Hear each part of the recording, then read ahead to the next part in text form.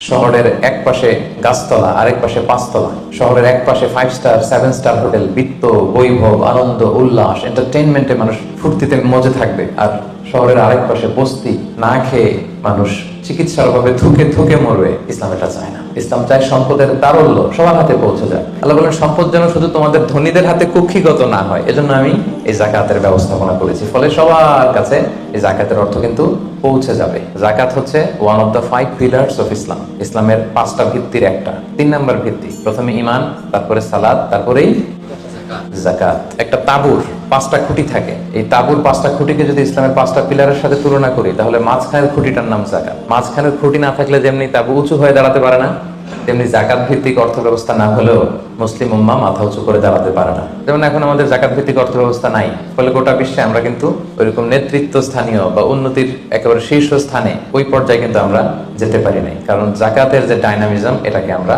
কাজে লাগাইনি। নির্দিষ্ট পরিমাণ সম্পদ যদি নির্দিষ্ট সময় পরিমাণ কারো কাছে থাকে, তাহলে তার উপর দান করা ইসলামে কি করে দিয়েছে?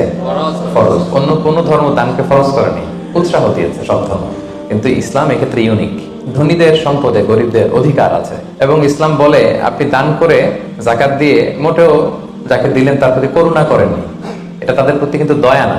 আমি আজকে যাকে যাকাত দিলাম আমি মোটেও দয়া করিনি, করুণাও করিনি, অনুকম্পাও না, বরং এটা তার হক, এটা অধিকার, এটা কোনো রকম দয়া বা অনুকম্পা নয়। কারণ ইসলাম চায় একটা সুন্দর মানবিক সমাজ ব্যবস্থা গড়ে তুলতে।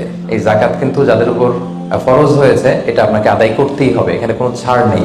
এবং এটা গরিবদের অধিকার, এটা সোশ্যাল সিকিউরিটি নেট, যাতে সকলের কাছে অর্থের তারল্য পৌঁছে যায়। এজন্য আল্লাহ তাআলা যাকাতকে ফরজ করেছেন।